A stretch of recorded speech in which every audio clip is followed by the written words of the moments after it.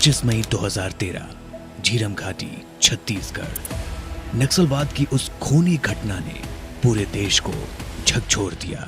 इसमें न सिर्फ दर्जनों लोक सेवकों की जान गई, बल्कि कांग्रेस की राजनीतिक लापरवाही का पर्दाफाश भी किया, जिसने सुरक्षा बलों की चेतावनियों को अनसुना किया था। इस नरसंहार के जिम्मेदार सिर्फ नक्सली नहीं, बल्कि वो कांग्रेस भी थी, जिसने इस हिंसक विचारधारा को वर्षों तक अपनी नीतियों से पोषित किया। कांग्रेस के पास दो रास्ते थे, या तो नक्सलवाद को जड़ से खत्म करना या राजनीतिक फायदे के लिए इसे बढ़ावा देना। उसने दूसरा रास्ता चुना। 1967 भारत में नक्सलवाद की शुरुआत। कांग्रेस की सरकारें इसे कभी निर्णायक रूप से कुचल नहीं पाई, क्योंकि वो गरीबों की आवाज कहकर वामपंथी वोट बैंक की राजनीति से इस हिंसा को जोड़ती थी। कांग्रेस ने इसे लॉ एंड ऑर्डर बताकर राज्यों पर डाल दिया, जबकि छत्तीसगढ़, उड़ीसा, महाराष्ट्र, आंध्र प्रदेश, झारखंड समेत कई राज्यों में उसकी ही सरकार थी।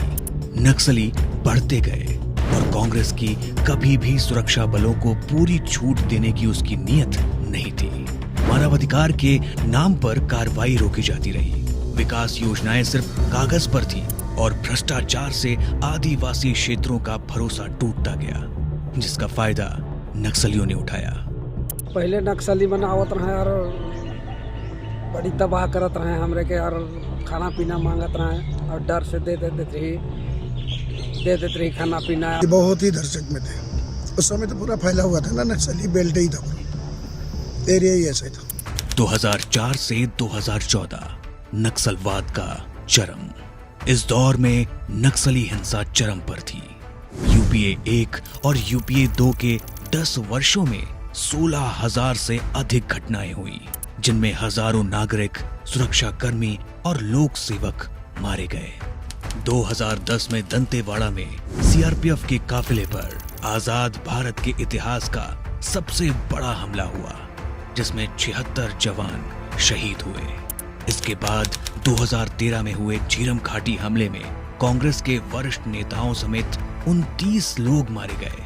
छत्तीसगढ़ कांग्रेस के बड़े नेता महेंद्र कर्मा, प्रदेश अध्यक्ष नंद कुमार पटेल और कई विधायक मारे गए।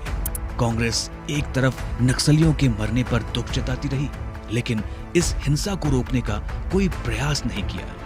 नक्सल एरिया होत रहे, कोई भी पुलिस मन भी आवेले, सब डरत रहे।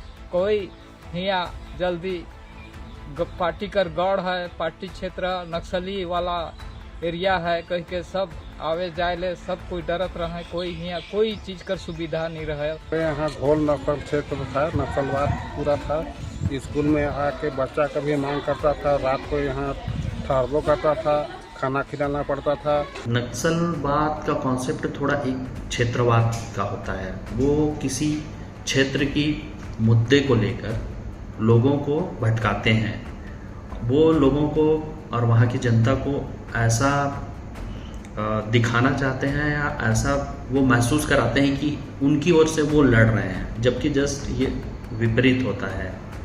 वो उनकी ओर से लड़ते नहीं हैं, बल्कि उनको दिग्भ्रमित करते हैं और कहीं ना कहीं उस क्षेत्र के लोगों के लिए विकास और अन्य जो गतिविधि होना चाहिए वो सभी चीज़ें रुक जाती हैं इनकी उपस्थिति के कारण। 2014 में जब नरेंद्र मोदी जी प्रधानमंत्री बने, तब पहली बार नक्सलवाद को आंतरिक युद्ध मानकर उससे निपटने की रणनीति बनाई गई। ये सिर्फ हथियारों की लड़ाई नहीं, नक्सलवाद के खिलाफ निर्णायक युद्ध है। छत्तीसगढ़ के बस्तर से लेकर तेलंगाना की सीमा तक, महाराष्ट्र के गढ़चिरौली से झारखंड के सिंहभूम तक एक लाल आतंक का जाल बिछाया था। 31 मार्च 2026 को इस देश की भूमि पर से हम नक्सलवाद को पूर्ण रूप से समाप्त करने का काम है। देश की सबसे बड़ी एंटी माओवादी मुहिम शुरू हुई। इसका संकल्प बस एक है, मार्च 2026 तक नक्सलवाद मुक्त भारत। इसके लिए CRPF, cobra commando, C-64, DRG और बस्तर फाइटर्स को सबसे खतरनाक इलाकों में उतारा गया। कुर्रा गुटल्लू की 1040 मीटर ऊंची चोटी पर तिरंगा फहराकर 288 वर्ग किलोमीटर क्षेत्र नक्सल मुक्त किया गया। पूरी दुनिया को संदेश गया कि भारत नक्सलवाद मुक्ति अभियान से पीछे नहीं हटेगा। ये नक्सलवाद भारत की एकता और अखंडता के लिए बहुत बड़ी चुनौती बन गया था। मुझे संतोष है कि बीते 10 साल के अथक प्रयासों से आज नक्सलवाद भी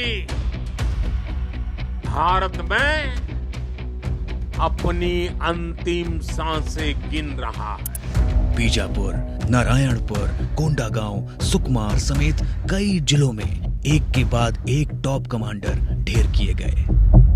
कई क्षेत्रों में पूरा माओवादी कमांड ढांचा ध्वस्त कर दिया। साल 2024 में 235 माओवादी और 2025 में अब तक 176 माओवादियों को ढेर किया जा चुका है। नक्सलवाद से निपटना चुनौतीपूर्ण तो है, जैसे कि कुछ वर्ष पहले काफ़ी ज़्यादा चुनौतीपूर्ण था, क्योंकि भौगोलिक परिस्थिति के अनुसार हमारा विकास का कार्य और जो हमारी पहुंच है वहाँ तक नहीं पहुंच पाई थी, तब चुनौती ज़्यादा था। किंतु आज की परिस्थिति में देखा जाए तो ये चुनौती अब उतना नहीं है, क्योंकि विकास के कार्य बहुत हुए हैं, कैंप भी खुले हैं, लोगों से संपर्क भी हुआ है।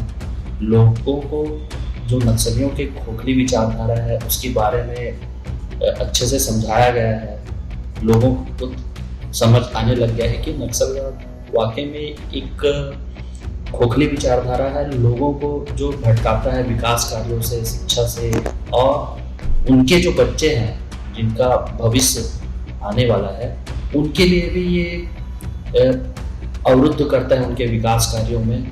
ये लड़ाई सिर्फ बंदूक से नहीं, पुनर्वास और विकास से भी लड़ी जा रही है।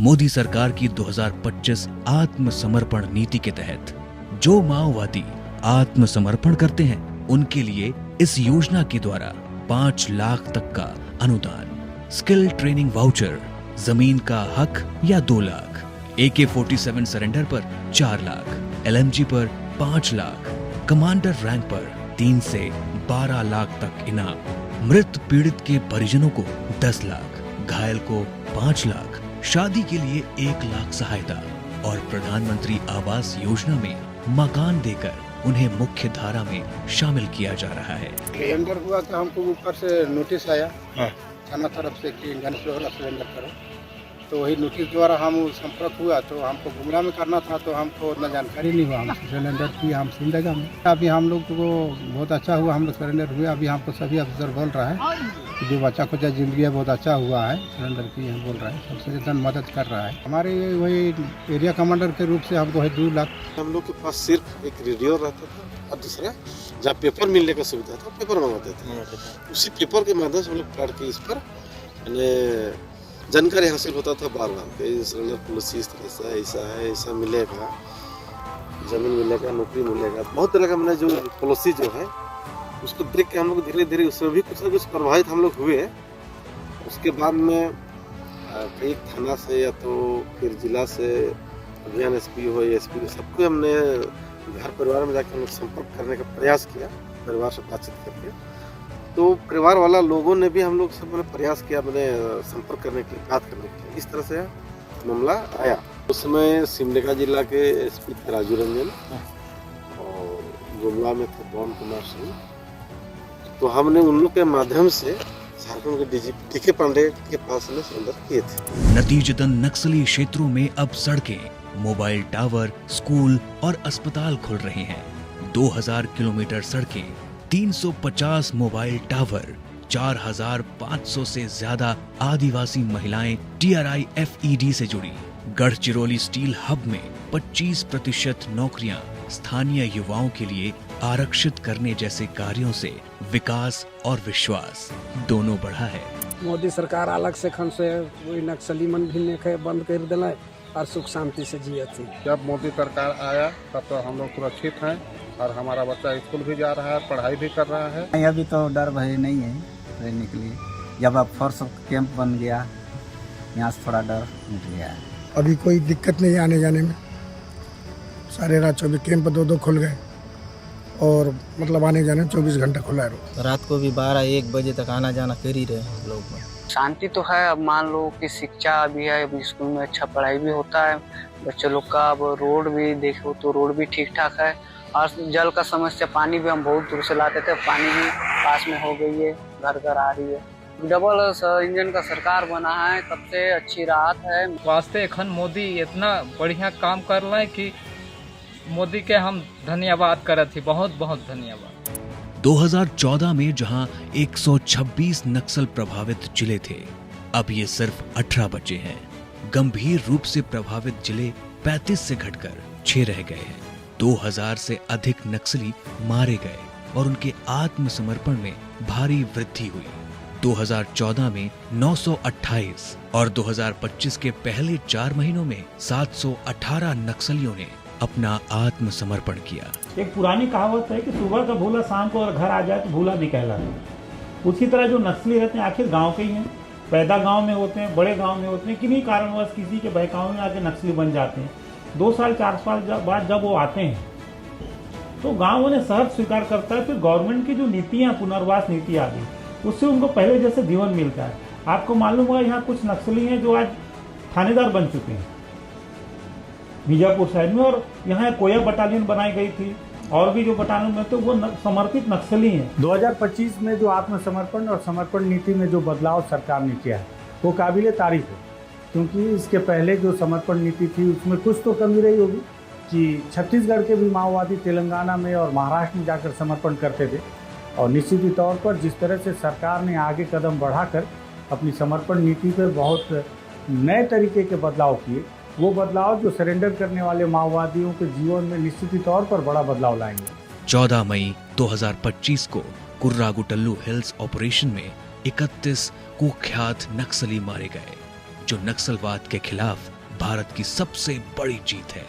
आज किलेबंद पुलिस स्टेशनों की संख्या 2014 के 66 के आंकड़ों से बढ़कर 555 हो गई है। ये सिर्फ एक युद्ध नहीं, पुनर्निर्माण है। सुरक्षा के साथ साथ विश्वास की वापसी का वो संकल्प है, जहां भारत नक्सलवाद मुक्त होने की ओर बढ़ चुका है।